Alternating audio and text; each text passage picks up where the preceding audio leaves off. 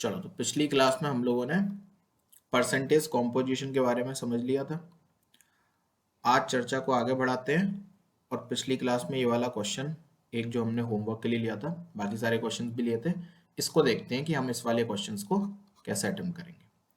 तो देखो, मेरे पास एक नॉन स्टोइकोमेट्रिक कंपाउंड था Fe0.93O1.00, जिसमें आपको बताना था फ्रैक्शन ऑफ Fe2+, राइट, कि कितने आयरन एटम हैं जो +2 की फॉर्म में है, उसका फ्रैक्शन बताओ मेरे को। तो देखो, इस टाइप के क्वेश्चन को कैसे करते हैं, ये एक पर्टिकुलर टाइप का क्वेश्चन है जो हर साल लगभग पूछा जाता है नीट का, तो ये बहुत ही ज्यादा फेवरेट क्वेश्चन है। तो इसको देखते हैं कैसे करेंगे। एक बात समझो, जैसे सपोज मैंने आपसे कहा कि आपके पास लेट सपोज H2O है, ठीक है। आपको पता है H पर होता है पॉजिटिव चार्ज और O पर होता है -2 चार्ज, राइट। तो दो H हैं तो दो पॉजिटिव हैं, और एक -2 है, तो दो पॉजिटिव और एक -2 मिलकर क्या बना दिया, 0। इसलिए H2O पर कोई भी चार्ज नहीं है, H2O न्यूट्रल है, राइट। तो H2O न्यूट्रल क्यों है? क्योंकि उसमें जितना पॉजिटिव है उतना ही नेगेटिव है। अच्छी बात है। मैंने अगर बात करी CO2 की, तो CO2 में आपको पता है कार्बन +4 है और ऑक्सीजन -2 है, लेकिन 2 ऑक्सीजन है, तो जितना +4 है उतना ही -4 है, इसलिए कार्बन डाइऑक्साइड भी क्या है, न्यूट्रल है। लेकिन CO3 2- की बात करूं तो कार्बन +4 है, ऑक्सीजन -2 है, लेकिन 3 ऑक्सीजन है, तो +4 -6 -2 आया, इसलिए इस पर चार्ज क्या है, -2 है, राइट। तो इसका मतलब किसी भी कंपाउंड पर कितना चार्ज आएगा ये इस बात पर डिपेंड करेगा कि उसमें प्रेजेंट होने वाले एटम्स पर क्या क्या चार्जेस हैं। अगर मैं बात करूं Fe0.93O1.00 की, तो इस पर कोई भी चार्ज प्रेजेंट नहीं है, इसका मतलब ये न्यूट्रल कंपाउंड है। इसका मतलब इसमें चार्ज न्यूट्रलाइजेशन लगा सकता हूं, यानी कि जितना पॉजिटिव होगा उतना ही नेगेटिव होगा, ठीक है। मैं इस कंपाउंड को थोड़ा सुंदर बना लेता हूं। कैसे? ये पॉइंट पॉइंट से ना हमारा अच्छा वास्ता नहीं है, हम इसको प्रॉपर बनाते हैं। हम पूरे कंपाउंड में 100 से मल्टीप्लाई कर देते हैं, तो ये हो जाएगा Fe93 और ये हो जाएगा O100। सही है। अब ये कंपाउंड अच्छा लग रहा है।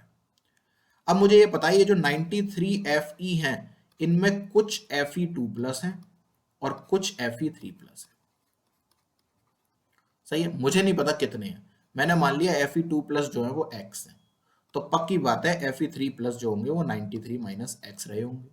ये पता चल गया हमको, ठीक, कि अगर ये X हैं तो ये 93 - X रहे होंगे, ठीक है। अच्छा, अगर मैंने आपसे कहा कंपाउंड में एक Fe2+ है, तो कितना +2 चार्ज है? आपने बोला एक बार +2 चार्ज है। मैंने आपसे पूछा अगर मेरे पास 3 Fe2+ है तो कितना पॉजिटिव चार्ज है? आपने बोला देखो एक पर +2 है तो 3 पर हो जाएगा +6। 10 Fe2+ है तो बताओ कितना है? आपने बोला 20। तो मैंने बोला अगर x Fe2+ है तो कितना है? आपने बोला 2x। सही है, ठीक है। मैंने आपसे पूछा टोटल +3 कितना है? आपने बोला 93 - x × 3, क्योंकि ये उतने नंबर ऑफ एटम्स और ये एक पर प्रेजेंट होने वाला चार्ज। तो ये तो है मेरे पास टोटल पॉजिटिव चार्ज, राइट। अच्छा, ये किसके बराबर होगा? टोटल नेगेटिव के। नेगेटिव कितना है? -2 है, राइट। और हैं कितने? मेरे पास 100 है, राइट। अब चूंकि ये नेगेटिव तो था ही ऑलरेडी, तो एक्चुअली में क्या केस चल रहा था? केस ये चल रहा था कि भाई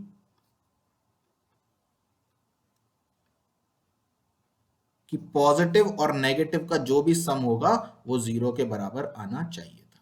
तो इसका मतलब 2x + 93 - x × 3 बराबर होगा किसके? 200 के। सही है। तो 2x + 3 3 = 9, 3 9 = 27 -3x = 200। तो -x आ गया -79, x आ गया 79। x क्या आ गया? 79। इसका मतलब Fe2+ कितने प्रेजेंट हैं? 79। तो Fe3+ कितने प्रेजेंट हुए? 93 में से 79 माइनस कर दो, यानी कि 40। ये तो केवल वो आ गए कि मेरे Fe93 O100 में Fe2+ के 79 एटम्स हैं और Fe3+ के 14 एटम्स। बट मुझसे ये नहीं पूछा था, मुझसे तो कल के क्वेश्चन में क्या पूछा था? देखो क्वेश्चन को, what % of iron is present in the form of Fe3+? Fe3+ की कितनी परसेंटेज है, तो परसेंटेज कैसे निकालूंगा, गिवन अमाउंट Fe3+ का अपॉन टोटल अमाउंट इंटू 100, ये हो गया आपका आंसर। इसको सॉल्व कर लीजिएगा। अगर वो मुझसे पूछता व्हाट फ्रैक्शन, परसेंटेज नहीं व्हाट फ्रैक्शन, तो फ्रैक्शन कैसे निकालता, केवल 14/93, बस ये आंसर हो जाता। इंटू 100 नहीं करते अब की बार, राइट। तो इस तरीके से हम लोग चार्ज न्यूट्रलाइजेशन कंसेप्ट बोलते हैं इसको, और इससे क्वेश्चन को करते हैं। तो आपको अब कोई भी ऐसा कोई कंपाउंड दिखेगा जिसमें इस तरीके का केस हो, तो आप इसको ऐसे करोगे। जैसे एक क्वेश्चन आप घर के लिए लिख सकते हो। क्वेश्चन है Ni निकल 0.98 O 1.00 में आपको बताना है निकल 2+ की क्या क्या परसेंटेज है। निकल 2+ की भी बतानी है और निकल 3+ की भी बतानी है, ठीक। एक हाइपोथेटिकल क्वेश्चन मैंने आपको दे दिया कोई भी कंपाउंड का, बिल्कुल ऐसे ही आपको करना है, ठीक है। चलिए आज का टॉपिक शुरू करते हैं, जिसका नाम है empirical formula and molecular formula. Empirical formula and molecular formula, इसको देखते हैं। इंपेरिकल फॉर्मूला क्या होता है, सबसे पहले इसको समझते हैं। तो पहले डेफिनेशन लिखेंगे, an empirical formula of a compound may be defined as the formula, wait a minute,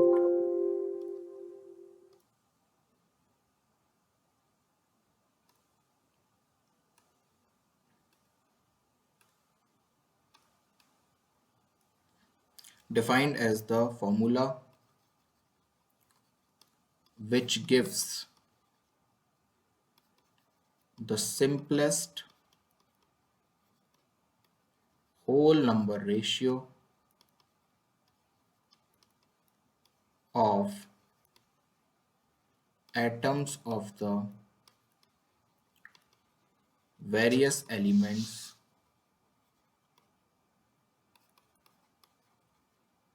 present in the molecule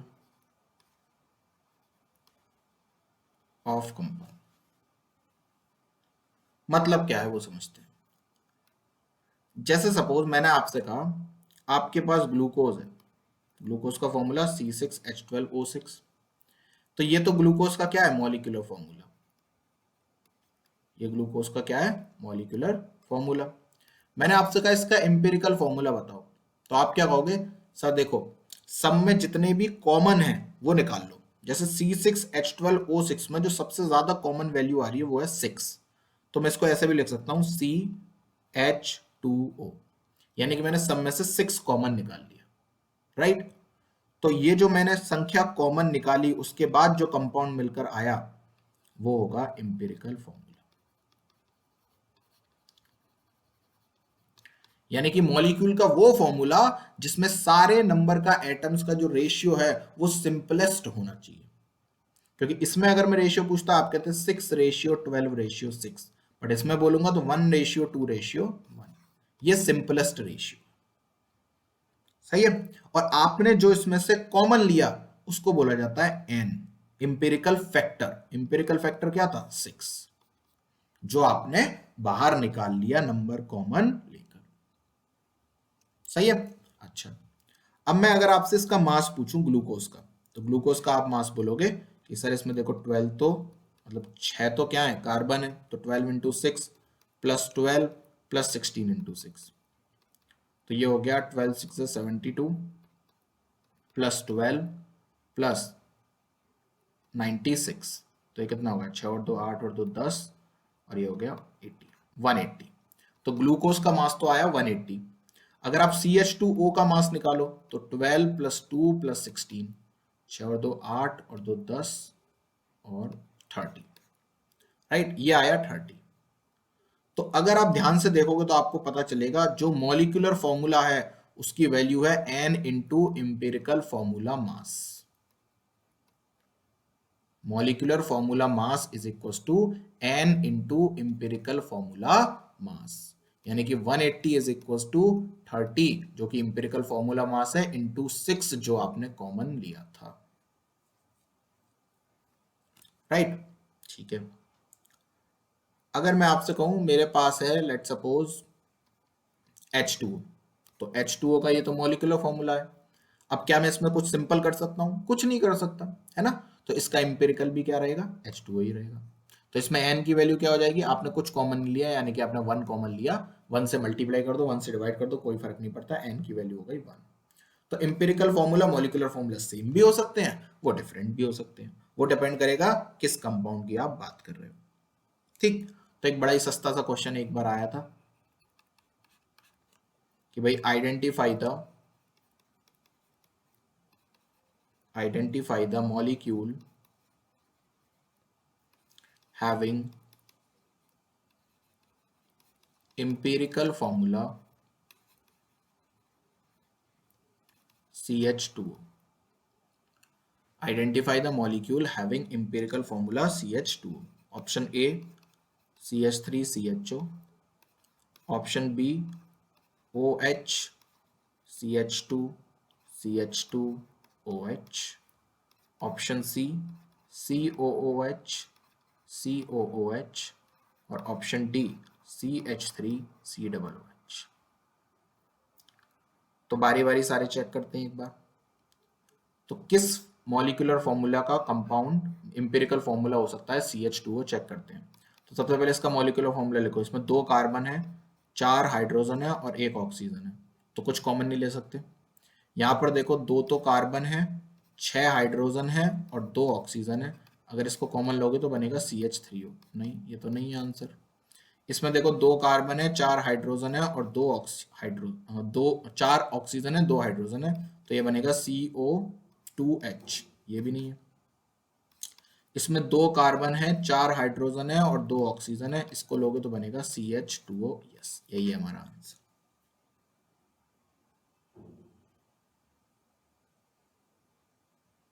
ठीक है जी, ठीक। अब देखो एक चीज होती है वेपर डेंसिटी नाम की। वेपर डेंसिटी, वेपर डेंसिटी क्या होती है? वेपर डेंसिटी होती है किसी भी चीज का किसी दूसरे की चीज के रेस्पेक्ट में रेशियो निकालना। वो रेशियो किसी भी चीज का हो सकता है, जनरली वो मास का लेते हैं। ठीक, तो हम उसको बोलते हैं वेपर डेंसिटी। जैसे फॉर एग्जांपल मैंने आपसे कहा कि आप मुझे बताइए कि पर्सन ए के रेस्पेक्ट में पर्सन बी का मॉलिक्यूलर मास क्या है, तो वो जो निकल कर आएगा that will be known as vapour density of person B. ठीक है, ऐसे ही तो वेपर डेंसिटी का फॉर्मूला क्या हो जाएगा? Molecular weight of particular compound A with respect to molecular weight of compound B, ये हो जाएगी वेपर डेंसिटी। ध्यान से सुनते रहना। अब अगर मेरे पास किसके रेस्पेक्ट में निकाल रहे हो वो चीज दे ही नहीं रखी, तो मैं कंपाउंड बी को अपने आप मान लूंगा H2, और H2 का मॉलिक्यूलर वेट कितना होता है? 2। तो इसलिए एक जनरल फॉर्मूला लोग बोला करते हैं वेपर डेंसिटी का, मॉलिक्यूलर वेट अपॉन 2। बहुत फेमस फॉर्मूला है, मॉलिक्यूलर वेट अपॉन 2, बट इसका ओरिजिन कहां से हुआ? यहां से। इस बात को ध्यान रखना है। हमेशा ये 2 नहीं लगेगा। अगर कुछ ना लिखा हो क्वेश्चन में तो मान लेना दूसरा कंपाउंड H2 रहा होगा, उसके रिस्पेक्ट में निकाला और फॉर्मूला यही चलेगा। ठीक है, चलिए एक क्वेश्चन लिखते हैं।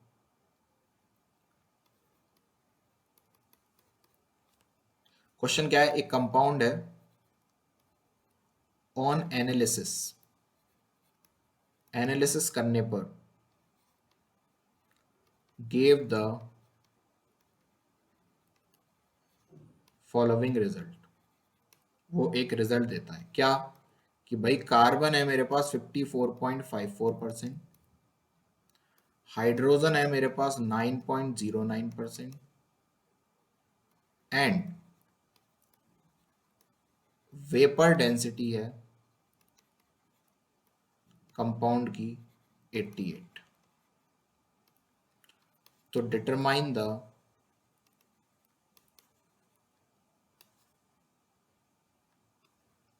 Molecular formula. अब ध्यान से देखना,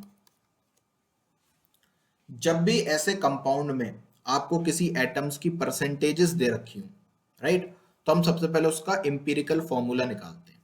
ठीक है, तो सबसे पहले हम क्या करेंगे, पहले क्वेश्चन को पढ़ेंगे और चेक करेंगे जो हमारे पास एलिमेंट्स की परसेंटेजेस हैं क्या उनको जोड़कर 100 आ रहा है।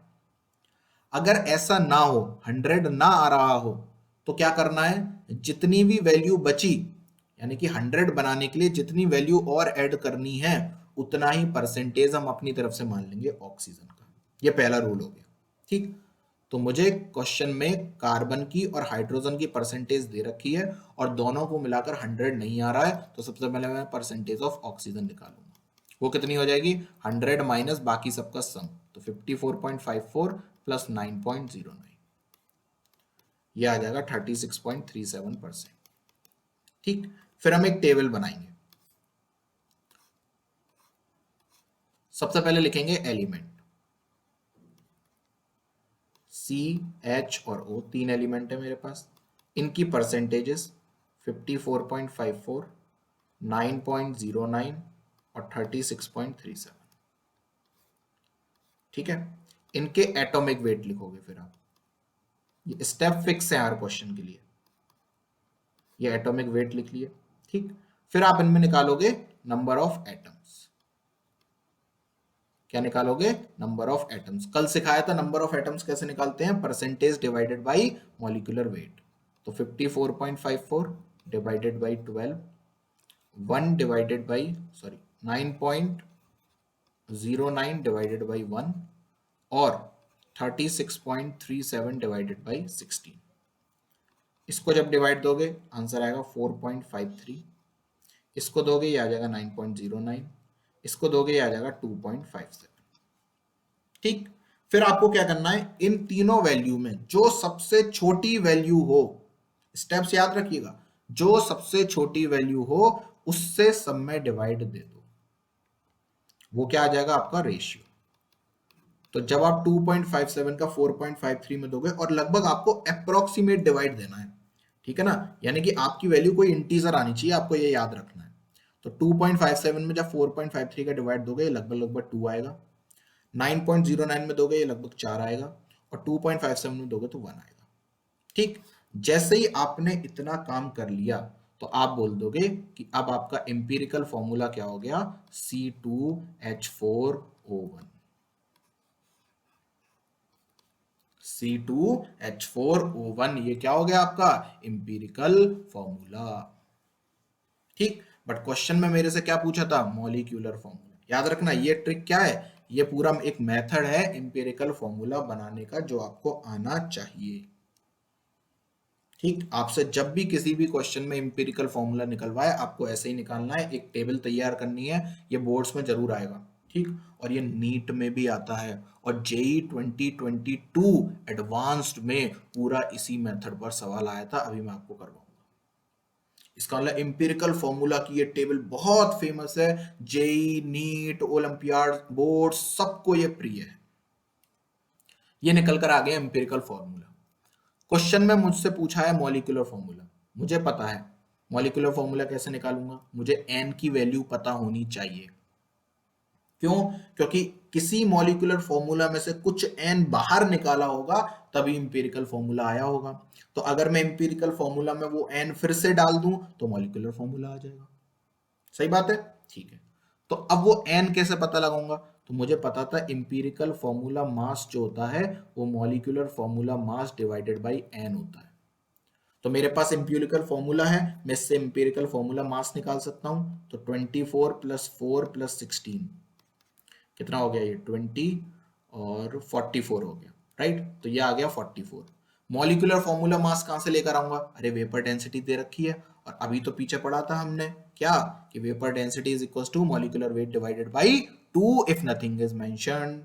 तो मॉलिक्यूलर वेट क्या आ जाएगा 88 का दुगना, यानी कि 88 इंटू 2 अपॉन एन। 44 से ये काट दो 2 टाइम्स, एन आ गया 4।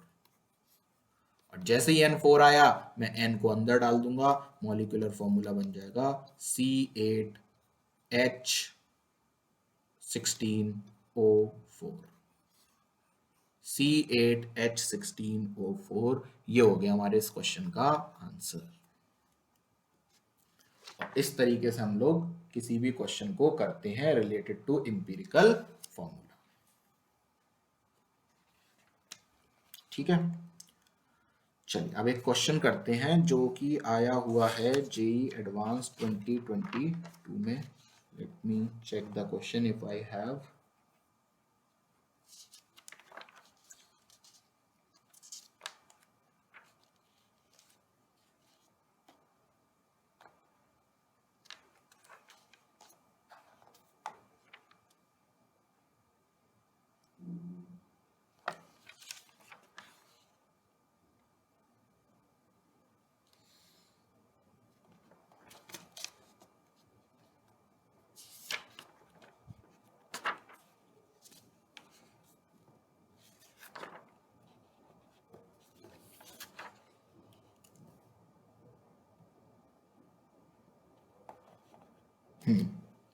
I have that question.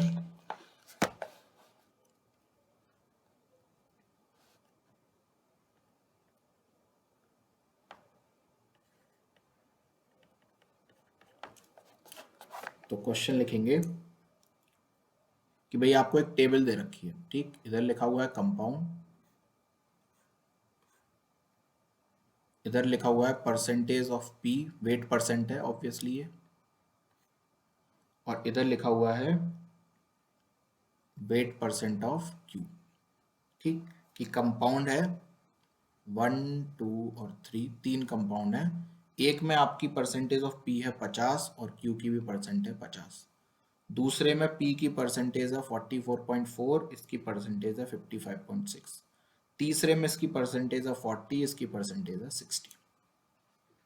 ठीक, इतना आपको दे रखा है। अब आपके पास 4 ऑप्शन है। ये एडवांस 2022 का सवाल है, हल्का सवाल बिल्कुल नहीं है।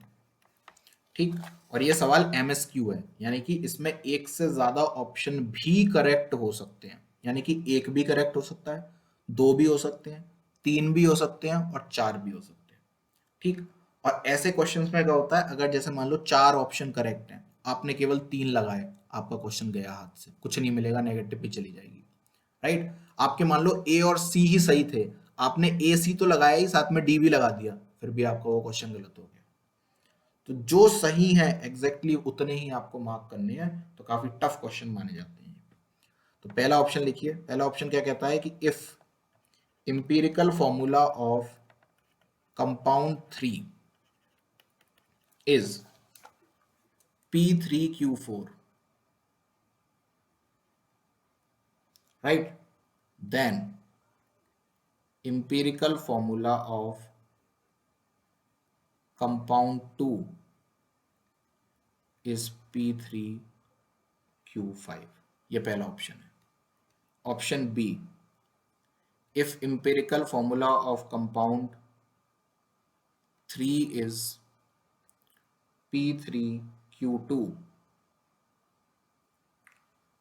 and atomic weight of element P is 20, then atomic weight of Q will be 45. Option C,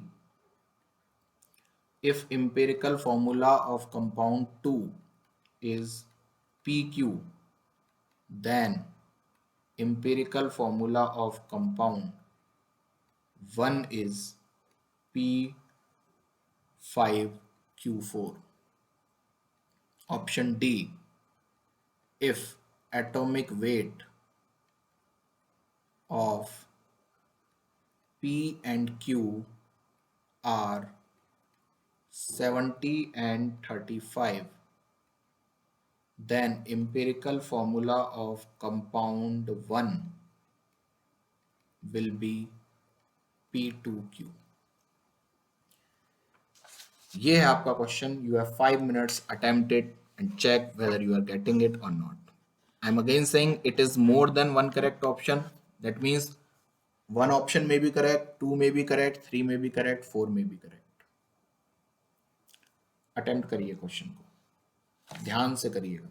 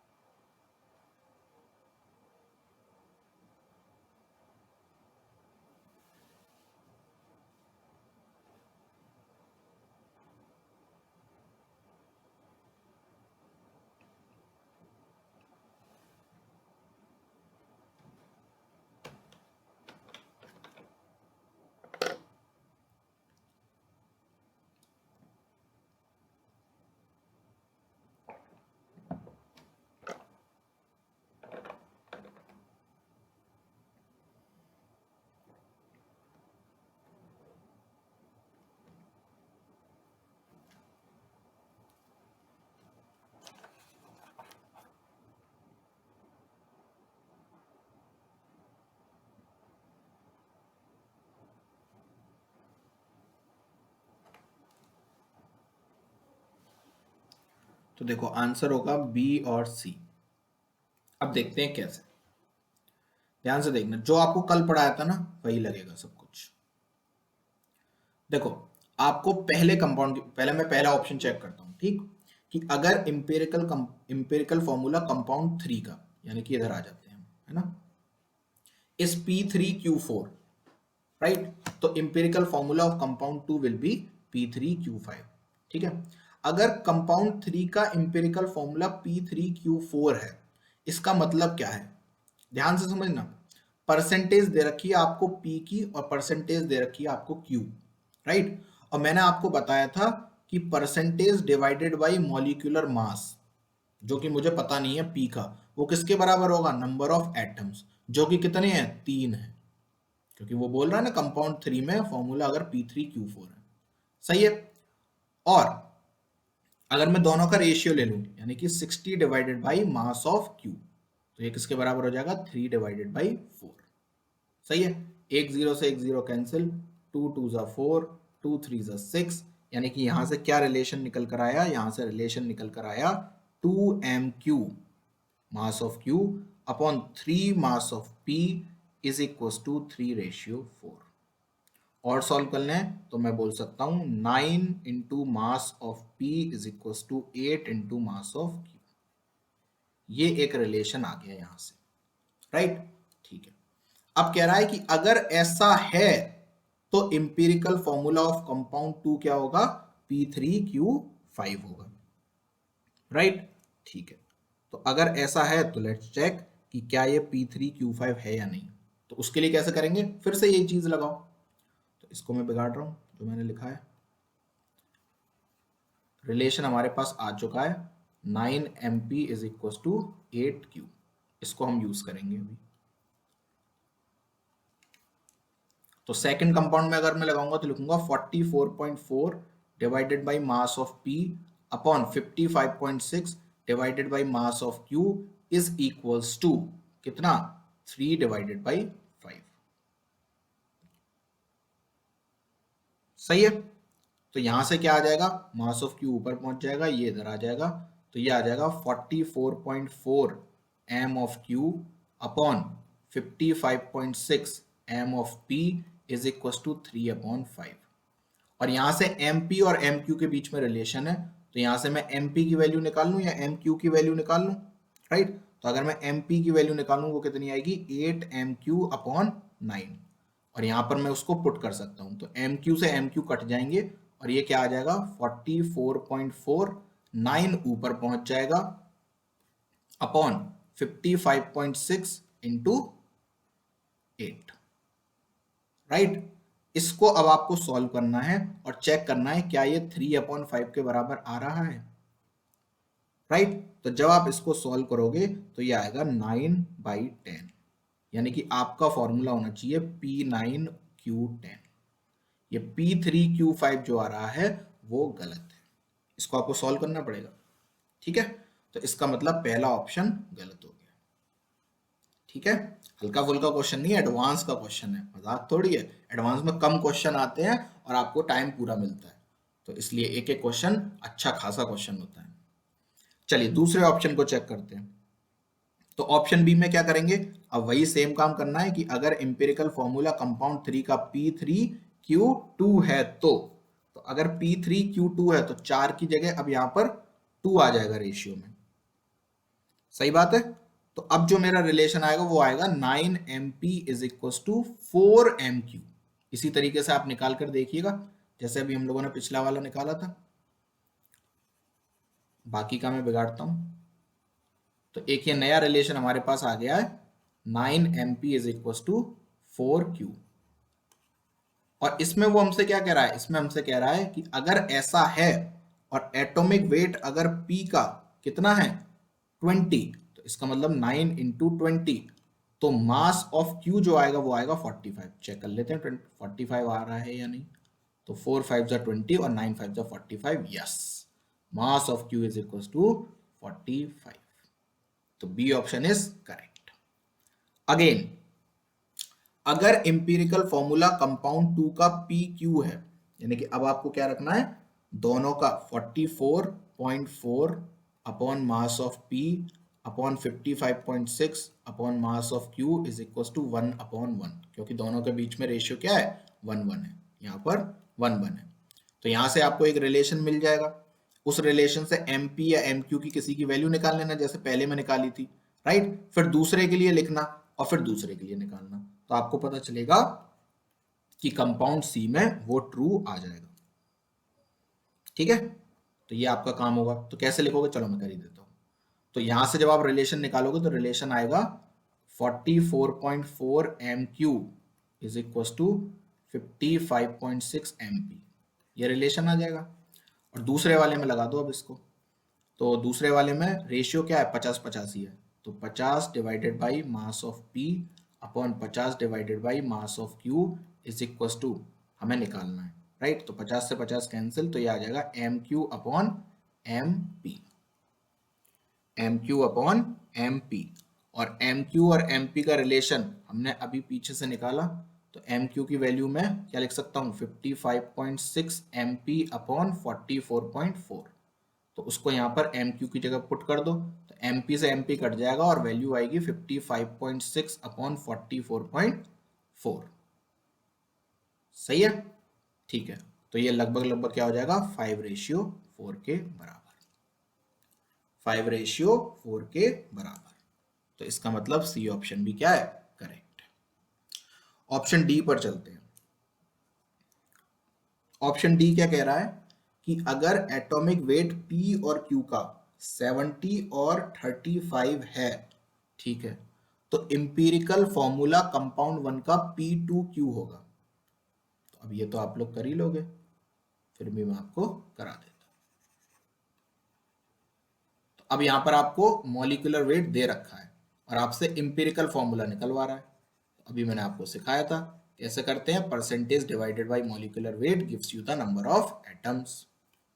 तो परसेंटेज है मेरे पास कौन सा कंपाउंड बोल रहा है? कंपाउंड 1, 50। तो 50 डिवाइडेड बाई 70 और 50 डिवाइडेड बाई 35। तो 50 से 50 कैंसिल, ये हो गया 35 डिवाइडेड बाई 70। 5 7 या 35, और या फिर 7 से काट दो सीधे, 7 5 या 35, 7 10 या 70, और ये 1:2। तो आंसर आएगा PQ2। लेकिन क्वेश्चन में क्या दे रखा है? P2Q। आंसर आएगा PQ2 और दे रखा है P2Q। तो ये भी हो जाएगा क्या? गलत। याद रखना, अगर आप रेशियो लेने में भी थोड़ी सी गलती कर देते ना, तो गलती से हो सकता था आपका P2Q आ जाता और आप ऑप्शन लगा जाते D भी, और क्वेश्चन हो जाता गलत। तो इसका आंसर होगा केवल B और C। ठीक। अब नीट वाले बच्चों के लिए कैसे हेल्पफुल है, आपको इसमें उसने एक ही क्वेश्चन में सारे कंसेप्ट चेक करवा लिए। ठीक। लेकिन नीट में कैसे दे सकता है? नीट में हो सकता है वो एक तीसरा वाला ऑप्शन भी कुछ गलत बना दे, आपका केवल एक ही ऑप्शन ठीक हो। ये नीट का क्वेश्चन बन गया, राइट? हो सकता है अब वो क्या करेगा, अब नीट में आपको टाइम बचाना है, तो वो पहले वाले ऑप्शन को ही करेक्ट दे देगा ऐसे क्वेश्चंस में, ताकि अगर आपको सही कंसेप्ट पता है और आप अप्लाई करते हो तो आपका पहला ही ऑप्शन करेक्ट आ जाए, और आपको पता है कि नीट में एक ही ऑप्शन करेक्ट होता है, आपको 3 चेक करने की जरूरत ही नहीं। ठीक है। तो इस तरीके से जेई एडवांस 2022 में सवाल आया था आपका एम्पिरिकल फॉर्मूला पे बेस्ड। बहुत अच्छा क्वेश्चन था, सारे कंसेप्ट उसने एक ही क्वेश्चन में चेक कर लिए थे। ठीक है जी। तो ये हो गई आपकी एम्पिरिकल फॉर्मूला से रिलेटेड सारी बातें। अब हम चर्चा को आगे बढ़ाते हैं और इस मोल कंसेप्ट का नया पोर्शन शुरू करते हैं, प्रॉब्लम्स रिलेटेड टू स्टोइकियोमेट्री। यानी कि अब तक हम जो बातें कर रहे थे उसमें कहीं भी रिएक्शंस इन्वॉल्व नहीं थी। मैं आपको बोलता था कि भाई इसके 1 मोल हैं, इसके 2 मोल हैं, इतने में कितने होंगे, उतने में कितने होंगे, आप सारी चीजें निकाल देते थे। लेकिन अब हम बात करेंगे किसकी? स्टोइकियोमेट्री की, रिएक्शंस की। ठीक। तो अब हम नई हेडिंग लगाएंगे। यहां तक आपका मोल का सारा बेसिक कवर हो गया। अब हम मोल पूरे, मतलब मोल का जितना भी हमने कंसेप्ट सीखा उसको अप्लाई करने जा रहे हैं किस पर? रिएक्शंस पर। अब आपके रियल क्वेश्चंस शुरू होंगे मोल के। अब तक जो किया वो भी रियल था, ऐसी बात नहीं है। आपने देखा नीट में कितने सारे क्वेश्चन आए, जेई में कितने सारे क्वेश्चन आए। ठीक है। चलिए, तो हेडिंग लगाएंगे stoichiometry and stoichiometric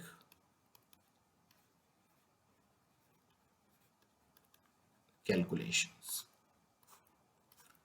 stoichiometry and stoichiometric calculations.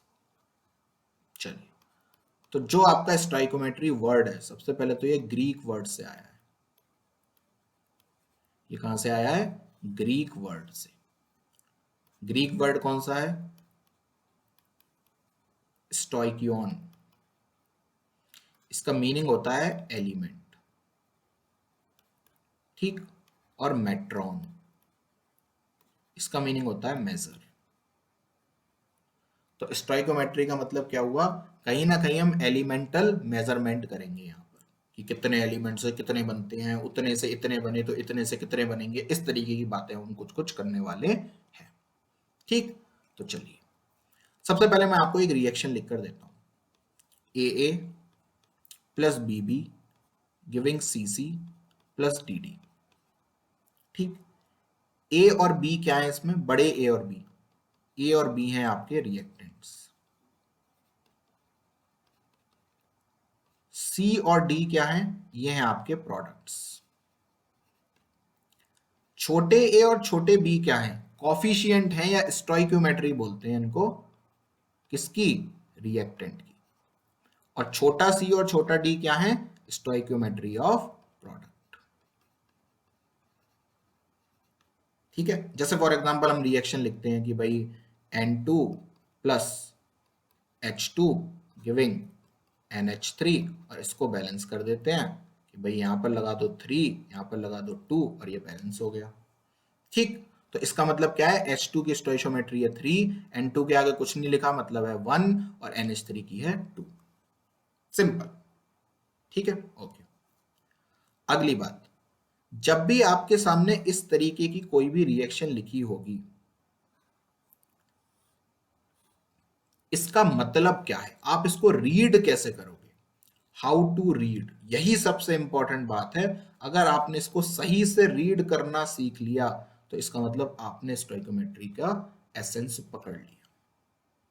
ये क्या कहता है, ध्यान से देखना, ये कहता है कि if A moles of reactant A reacts with B moles of reactant B, it will give C moles of reactant C and D moles of, sorry यहां पर product C and D moles of product D, ऐसा ये कहता है। मतलब अगर आप A के A मोल्स B के B मोल्स के साथ रिएक्शन करवाओगे तो डेफिनेटली C के C मोल्स और D के D मोल्स बनेंगे। इसको अप्लाई करो इस वाली रिएक्शन में, तो कैसे बोलूंगा, जब नाइट्रोजन का 1 मोल हाइड्रोजन के 3 मोल के साथ रिएक्ट करेगा तो अमोनिया के 2 मोल्स बनेंगे। जब नाइट्रोजन का 1 मोल हाइड्रोजन के 3 मोल के साथ रिएक्ट करेगा तो अमोनिया के 2 मोल्स बनेंगे। और देखते हैं, फिर से देखते हैं। जैसे मान लो AA plus BB giving CC plus DD, ठीक। मैंने आपसे कहा इसके A मोल्स रिएक्ट कर गए, तो आप बोलोगे कि भाई देखो सर A करते हैं B के साथ तो इसके भी B मोल्स रिएक्ट करेंगे, और जब A और B रिएक्ट करते हैं तो इसके बनते हैं C, तो इसके C बनेंगे, इसके D बनेंगे। ये पहली चीज। मैंने आपसे कहा मान लो इसके 2A रिएक्ट कर गए, इसके 2A रिएक्ट कर गए, तो बताओ इसके कितने रिएक्ट करेंगे। ठीक है, तो एक तो तरीका है देसी मेथड, क्या कि सर देखो A रिएक्ट करते हैं B के साथ तो 1 मोल रिएक्ट करेगा B अपॉन A के साथ, तो 2A मोल रिएक्ट करेंगे B upon A into 2A के साथ, तो A से A कैंसिल, यानी कि 2B के साथ रिएक्शन होगी, तो यहां पर आ जाएगा 2B। ये हो गया यूनिटरी मेथड, आपने कुछ नहीं किया। अब किसी को यूनिटरी लगाना नहीं आ रहा तो वो कैसे करेगा, देखो सबसे पहले आपको किस किस के बीच में रिलेशन निकालना है, ए और बी के ना, ठीक है। तो आप क्या करोगे, ए और बी की स्टोइशियोमेट्री लिख लो, ए और बी, ठीक है, बीच में इक्वल लगा दो और डिवाइड कर दो उनके मोल्स से। तो यहां पर आपको पता है कि आपके इतने रिएक्ट कर रहे हैं 2A, और यहां पर आपको निकालना है कितने रिएक्ट करेंगे, तो A से A कैंसिल, X आ गया 2B, यानी कि B के 2B रिएक्ट करेंगे, ठीक। अब आपको पता लगाना है C कितना बनेगा, तो आप बोलोगे देखो सर A से बनता है C मोल्स, तो 1 से बनेगा C बाई A मोल्स, तो 2A से बनेगा C by A into 2A moles, A से A कट जाएगा और आ जाएगा 2C मोल्स। तो ये तो हो गया यूनिटरी मेथड। अब आपको पता लगाना है इस वाले मेथड से जो अभी सिखाया, तो आप क्या करोगे, अब आपको A और C के बीच में रिलेशन निकालना है, तो इसकी स्टोइशियोमेट्री, इसकी स्टोइशियोमेट्री, इसका 2A, इसका X, A से A कैंसिल, X आ गया 2C, और इसके बनेंगे 2D, ठीक है। अगर ऐसा समझ नहीं आ रहा तो चलो एक रिएक्शन ही ले लेते हैं ओरिजिनल, उससे करते हैं। जैसे N2 plus 3H2 giving 2NH3, फिर से एक रिएक्शन ले ली, है ना। मैंने आपसे कहा मेरे पास इसमें रिएक्शन में मौजूद थे मान लो 20 मोल्स, ठीक है, और इसके थे 40 मोल्स, ऐसी रैंडमली ले लिए मैंने कुछ भी, ठीक है। अब मैंने आपसे कहा मेरे नाइट्रोजन के 5 मोल रिएक्ट कर गए, मेरे नाइट्रोजन के 5 मोल रिएक्ट कर गए, तो बताओ हाइड्रोजन के कितने मोल्स रिएक्ट करेंगे 5 मोल नाइट्रोजन के साथ। तो आप क्या बोलोगे, देखो सर पहले तो रिएक्शन को पढ़ो आप।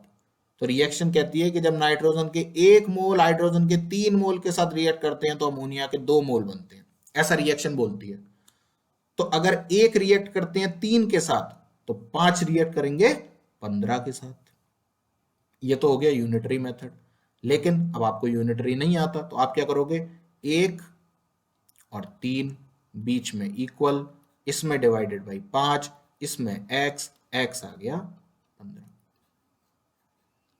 तो इसके रिएक्ट कर जाएंगे 15।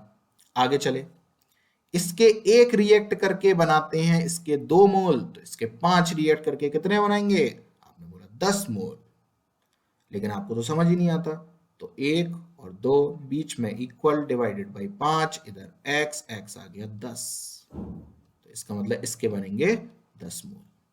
तो मैंने आपसे पूछा रिएक्शन के अंत में टोटल किस किस के कितने कितने मोल्स बचे, तो आपने कहा 20 थे, 5 रिएक्ट कर गए, 15 बच गए, 40 थे, 15 रिएक्ट कर गए, 25 बच गए, और यहाँ पर 10 बन गए।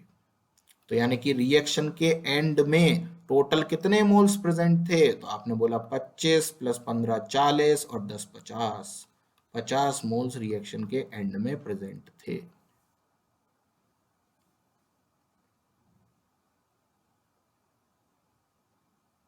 ठीक है, तो इस तरीके से आप लोग स्टोइकियोमेट्री को रीड करते हो।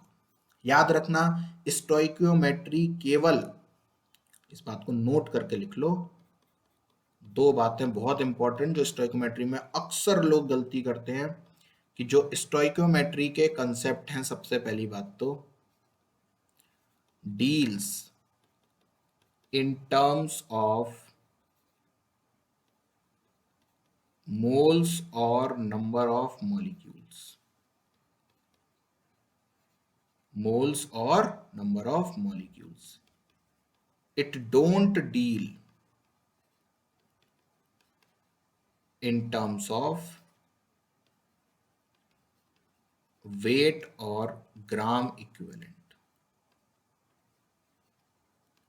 ये ग्राम इक्विवेलेंट क्या होता है ये आगे समझेंगे, अभी के लिए बस लिख लो for the sake of completion of notes. क्या कि स्टोइकियोमेट्री की अगर आपको डीलिंग करनी है तो केवल आप मोल्स और नंबर ऑफ मॉलिक्यूल्स के टर्म में करोगे। मतलब आप या तो ये बोलोगे कि 1 मोल नाइट्रोजन का 3 मोल हाइड्रोजन के साथ रिएक्ट करता है तो 2 मोल अमोनिया के बनते हैं, या फिर आप ऐसे बोलोगे कि 1 मॉलिक्यूल नाइट्रोजन का 3 मॉलिक्यूल्स हाइड्रोजन के साथ रिएक्ट करता है तो 2 मॉलिक्यूल्स किसके बनते हैं? अमोनिया के। आप ऐसा बिल्कुल नहीं बोलोगे कि 1 ग्राम नाइट्रोजन अगर 3 ग्राम हाइड्रोजन के साथ रिएक्ट करती है तो 2 ग्राम अमोनिया बनती है। गलत है ये स्टेटमेंट। क्यों? अरे law of conservation of mass fail हो गया। तुमने बोला 1 ग्राम नाइट्रोजन और 3 ग्राम हाइड्रोजन, यानी कि टोटल 4 ग्राम आपने रिएक्ट करा दिए और बनाए 2 ही ग्राम, तो आपने गड़बड़ कर दी इसका मतलब। तो कभी भी आप मास के टर्म में बातें नहीं करोगे, वॉल्यूम के टर्म में कर सकते हो कि 1 वॉल्यूम नाइट्रोजन का 3 वॉल्यूम हाइड्रोजन के साथ रिएक्ट करेगा तो 2 वॉल्यूम अमोनिया बनेगी, चलेगा। वॉल्यूम चलेगा, नंबर ऑफ मॉलिक्यूल्स चलेंगे, क्योंकि वॉल्यूम तो वही गेल-ओसाइक लॉ ही है, वो तो पढ़ा ही था, है ना। तो वॉल्यूम चलेगा, नंबर ऑफ मोल्स चलेंगे, नंबर ऑफ मॉलिक्यूल्स चलेंगे, वेट या मास नहीं चलेगा। ठीक ठीक है। दूसरी बात, पहली बात तो ये हो गई, दूसरी बात, ऑल कंसेप्ट्स ऑफ स्टोइकियोमेट्री, हम जितने भी कंसेप्ट अब आगे पढ़ेंगे स्टोइकियोमेट्री के, are applicable only on a balanced chemical equation. ये सारे कंसेप्ट केवल बैलेंस्ड केमिकल इक्वेशन पर वैलिड हैं। इक्वेशन दी हो तो पहले बैलेंस कर लेना। अगर बिना बैलेंसिंग करे आपने क्वेश्चन को कर दिया, जो कि आप अक्सर आगे गलतियां करोगे, और मैं आपसे करवाऊंगा जानबूझकर ताकि आपको याद रहे कि हाँ हमने गलती कर दी थी। ठीक है। अच्छा, अब जो मैंने आपसे बात करी इन टर्म्स ऑफ वेट आप डिफाइन नहीं कर सकते, इसको मैं थोड़ा और क्लियर कर देता हूँ। जैसे मान लो मेरे पास एक इक्वेशन है 2H2 plus O2 giving 2H2। Reaction balance है, पहले आपको चेक करना है, हाँ बैलेंस है। ये क्या कहता है कि इसके अगर 2 मोल और इसका 1 मोल रिएक्ट करेगा तो इसके 2 मोल बनेंगे। सही है। आप बिल्कुल ये वाली बात करेक्ट है, लेकिन ये वाली बात इनकरेक्ट हो जाएगी। कौन सी? कि अगर इसके 2 ग्राम रिएक्ट करेंगे इसके 1 ग्राम से तो इसके 2 ग्राम बनेंगे। ये टोटली गलत है बात। लेकिन हाँ, आप जो ये मोल्स लिखे हुए हैं ना, इनको मास में चेंज कर सकते हो। मोल्स को मास में कैसे चेंज करते हैं? मोल्स में मॉलिक्यूलर मास से मल्टीप्लाई करके। तो आप क्या बोलोगे, इसके 2 मोल है ना, यानी कि 4 ग्राम हो गए। इसका 1 मोल है ना, यानी कि 16 ग्राम हो गया, सॉरी 32 ग्राम हो गया, है ना। और इसके कितने बने, 2 मोल। 2 मोल का मतलब क्या है, पानी का मास होता है 18 और 18 टू जा 36 ग्राम इसका बना। तो इसका मतलब जब इसका 4 ग्राम रिएक्ट करेगा इसके 32 ग्राम से, तो इसका 36 ग्राम बनेगा। ये एकदम करेक्ट है, law of conservation of mass valid है यहां पर। क्यों, क्योंकि जितना अमाउंट रिएक्ट किया उतना प्रोडक्ट बना। बात सही है, ठीक है। तो ये वाली बात सीख ली। और एक बात मैंने आपको ये सिखा दी कि अगर एक रिएक्शन है AA plus BB giving CC plus DD, इसके P मोल्स रिएक्ट करें मान लो, और इसके Q मोल्स रिएक्ट करें, और इसके R बने और इसके S बने, तो आप लिख सकते हो A upon P is equal to B upon Q। आप लिख सकते हो A upon P is equal to C upon R। आप लिख सकते हो A upon P is equal to D upon S। किसी के भी बीच में दो रिलेशन, आप लिख सकते हो C upon R is equal to D upon S, anything जो आपका मन करे, ठीक। सब चॉल पे सब चलेगा, कोई दिक्कत नहीं है, ठीक है। अब चलो एक क्वेश्चन करते हैं नीट का पुराना। ये जेई का रिपीटेड क्वेश्चन था, नीट में बहुत पहले पूछा गया था। एक रिएक्शन दे रखी थी उन्होंने 4FeS2 plus 11O2 giving 2Fe2O3 plus 8SO2। ऐसी एक रिएक्शन दे रखी थी और कुछ स्टेटमेंट दे रखे थे। मैं आपको एक स्टेटमेंट देता हूं, आप सोचिएगा क्या वो ट्रू है या फॉल्स है। पहले वीडियो को पॉज कर दीजिएगा स्टेटमेंट लिखने के बाद, और फिर देखिएगा क्या ये सही है या गलत है। तो mole ratio of FeS2 divided by, मतलब mole ratio of FeS2 and O2 is 4:1। ये स्टेटमेंट ट्रू है या फॉल्स, सोचना है आपको। पहला,